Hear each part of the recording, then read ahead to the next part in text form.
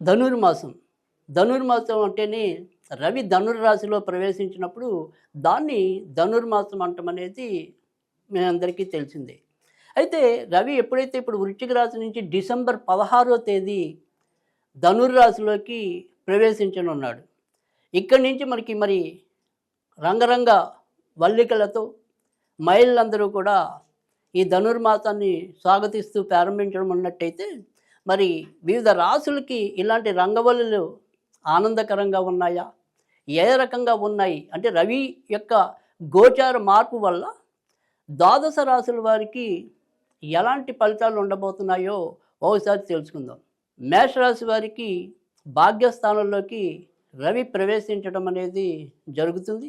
కనుక ఇప్పటిదాకా ఏదైనప్పటికీ కూడా వారికి చిన్న చిన్న ఆలస్యాలు, ఆటంకాలు, ఒత్తిడులు ఉంటే కనుక వాటి నుంచి క్రమంగా ముందుకు రావటం అనేది అయితే ఉంటుంది.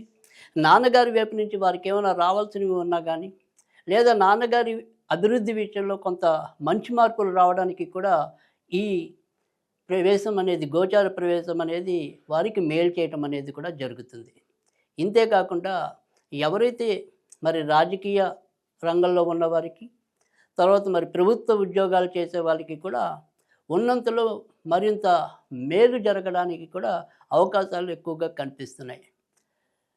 అయితే ఎవరైతే మరి ధనుర్రాశి వారు ఉంటారో వారికి మనకి ఇక్కడ ధనుర్రాశిలో ప్రవేశించడం అనేది ఉంటుంది కనుక మేషరాశి వారికి భాగ్యస్థానం అని చెప్పుకున్నాం కనుక, అయితే భాగ్యం ఒకటే కాకుండా ఏదైతే దూర ప్రదేశాలకు వెళ్ళాలి అనే కోరుకుంటే అది తీరటం, ధార్మిక కార్యక్రమాల్లో పాల్పంచుకోవటం, ఏవైనా సరే పుణ్యక్షేత్రాలు సందర్శించాలన్నా కూడా సాధ్యం అవటం అనేది అయితే ఉంటుంది. మొత్తం మీద చూసినట్టయితే కనుక మేషరాశి వారికి మంచి ఫలితాలు ఉంటాయి.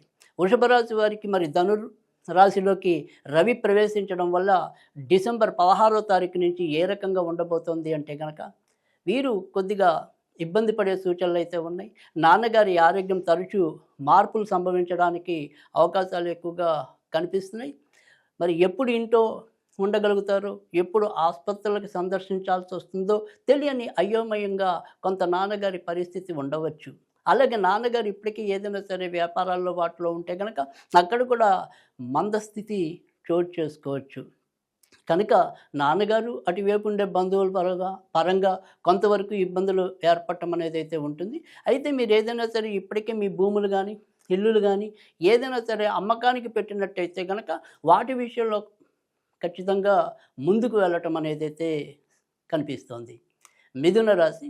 మిథున రాశి వారు జీవిత భాగస్వాముల యొక్క, అంటే భర్త అయితే కనుక భార్య, భార్య అయితే కనుక భర్త ఆరోగ్య విషయంలో కొంతవరకు జాగ్రత్త తీసుకోవాల్సిన అవసరం కనిపిస్తుంది. కంటికి సంబంధించిన ఇబ్బందులు తాత్కాలికంగా తలెత్తవచ్చు.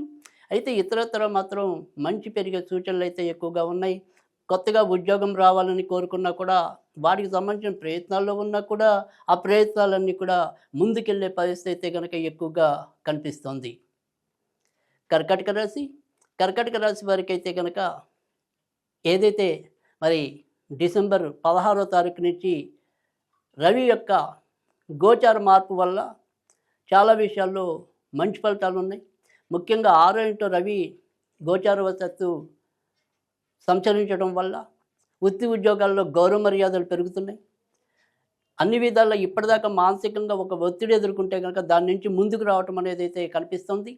రాజకీయ కళారంగాల్లో ఉన్నవారికి, ప్రభుత్వ రంగంలోనే కాకుండా మరి ప్రైవేట్ రంగంలో ఉన్నవారికి కూడా మొత్తం మీద ఎలా చూసినా కూడా ఉద్యోగుల పాలిట కొంతవరకు ఆశావాహకమైన స్థితి రవి కలిగించడం అనేది అయితే ఉంటుంది. అయితే తరచూ ఏదైనా సరే ఉష్ణానికి సంబంధించిన చిన్న చిన్న అనారోగ్యాలు అయితే కలగచ్చు, కానీ మొత్తం మీద అయితే కనుక చాలా మంచి ఫలితాలు కర్కాటక రాశి వాళ్ళు పొందనున్నారు. సింహరాశి. సింహరాశి వారికి అయితే కనుక మిశ్రమ ఫలితాలు ఎక్కువగా కనిపిస్తున్నాయి. అయితే ఏదైనప్పటికీ కూడా ఇప్పటిదాకా వీరికి ఏదైనా అనారోగ్యం ఉంటే కనుక అనారోగ్యం నుంచి తొందరగా కోలుకోవటం అనేది అయితే కనిపిస్తుంది. ఆలోచన విధానంలో కూడా ఈ వరకటి కంటే కూడా వేగవంతంగా ఆలోచించగలిగే శక్తి పెరగడానికి కూడా అవకాశం ఉంది. మొదటి సంతానం పరంగా ఊరట లభించడానికి అవకాశంగా ఉంది. షేర్ మార్కెట్ స్పెక్యులేషన్స్కి కొద్దిగా ఆలోచించి నిర్ణయాలు తీసుకోవాల్సిన అవసరం ఎక్కువగా కనిపిస్తుంది. కన్యారాశి. కన్యారాశి వారికైతే కనుక ఏదైతే మరి రవి యొక్క గోచార మార్పు వల్ల డిసెంబర్ 16వ తారీఖు నుంచి ఇంటి సమస్యలు పెరిగే సూచనలు అయితే ఎక్కువగా కనిపిస్తున్నాయి. ఏదైనప్పటికీ కూడా ఏదైతే ఆశ వదులుకున్న అంశాలు ఉన్నాయో వాటి విషయంలో మాత్రం కొంత ముందుకెళ్ళే పరిస్థితి కనిపిస్తుంది. ఖర్చుతో కూడిన శుభాలు అంటే ఇల్లులు కొనుక్కోవటం కానీ, తర్వాత మరి ఇంట్లో ఎవరైనా సరే శుభకార్యాల కోసం వేచుంటే వాటికి శుభకార్యాల రూపేణ ఖర్చు పెట్టడం కానీ, ఇలా కొంత అదృష్టానికి అంటే ఇంటి పరంగా మంచి మార్పులు జరగడానికి కూడా అవకాశం ఉంది. అయితే వృత్తి ఉద్యోగాల్లో మాత్రం ఒత్తిళ్ళు ఎదుర్కోవటం అనేది అయితే ఉంటుంది. మానసికంగా తెలియని బెంగని కానీ, పైకి ఎవరితో చెప్పుకొని ఒక రహస్య ప్రవర్తన కానీ చోటు చేసుకోవడానికి కన్యారాశి వారికి ఎక్కువగా కనిపిస్తుంది. తులారాశి. తులారాశి వారికి అయితే కనుక చాలా అదృష్టకరమైన, సంతృప్తికరమైన మార్పులు పొందడానికి అవకాశం ఉంది. ఇదివరకటి కన్నా కూడా పరాక్రమ శక్తి పెరగటం అనేది, కమ్యూనికేషన్ అంటే ఇతరులతో మనం జరిపే సంభాషణలన్నీ కూడా సత్ఫలితాలను ఇవ్వడానికి కూడా అవకాశాలు ఎక్కువగా కనిపిస్తున్నాయి. వృత్తి ఉద్యోగాల్లో గౌరవ మర్యాదలు పెరుగుతాయి. రాజకీయ కళారంగంలో వారికి కూడా ఆశావాహకమైన స్థితి మరి గోచార మార్పు రవి వల్ల కనిపిస్తున్నాయి. వృశ్చిక రాశి. వృశ్చిక రాశి వారైతే కనుక ఏదైనా ఎక్కువ జాగ్రత్తగానే ఉండవలసిన అవసరం అయితే కనిపిస్తుంది. ధనం ఎంత వచ్చినా కూడా మిగుల్చుకోలేని పరిస్థితి.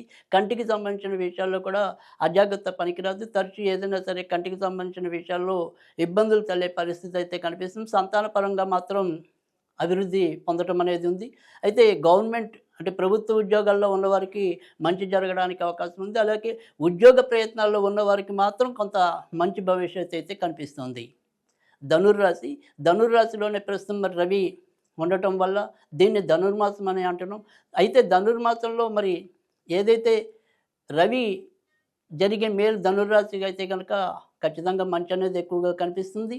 ఇదివరకటి కన్నా కూడా తెలివిగా నిర్ణయాలు తీసుకోవటం, ఏదైతే ఒక నిర్ణయం తీసుకున్నారో దాన్ని వేగు చేయకుండా అంటే జాగు చేయకుండా దాన్ని వెంటనే అమలు పరచడం, ఈ రకమైన మంచి మార్పులు అనేవి కూడా ధనుర్రాశి వారికి ఎక్కువగా కనిపిస్తున్నాయి.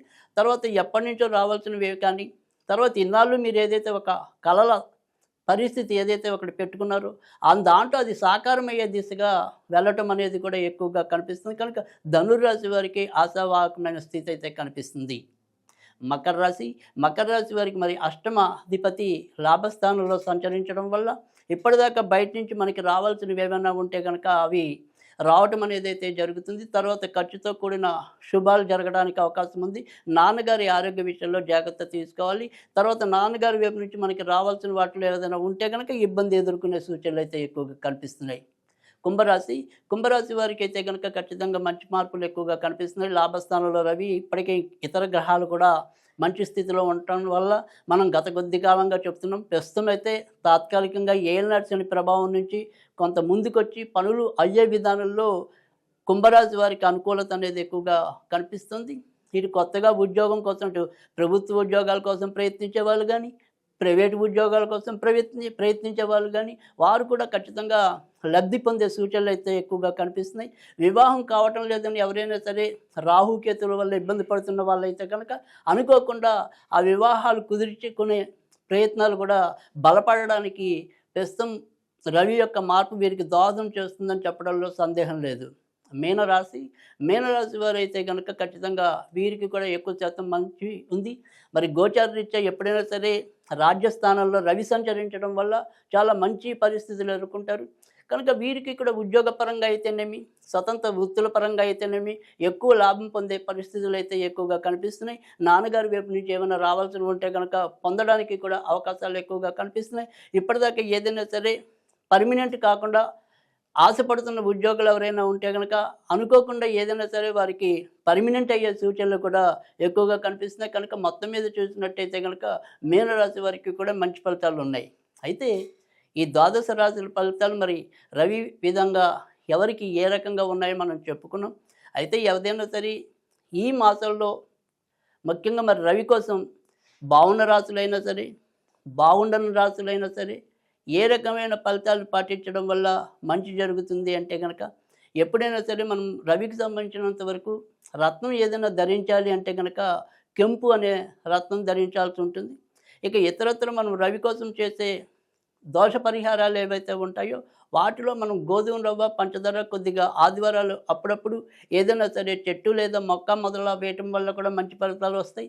ఇక మరి సూర్యుడికి సంబంధించినంత వరకు ఏదైనా సరే మనం మంత్ర జపం చేద్దాము అనుకుంటే గనక ఓం గృణీ సూర్యాయ నమః, ఓం గృణీ సూర్యాయ నమః అనేది చేసుకోవటం వల్ల కూడా మంచి ఫలితాలు రావడానికి అవకాశం ఉంటుంది. ఇది మరి రవి గోచార రీత్యా డిసెంబర్ 15 నుంచి వచ్చే మార్పు వల్ల కలిగే ఫలితాలు.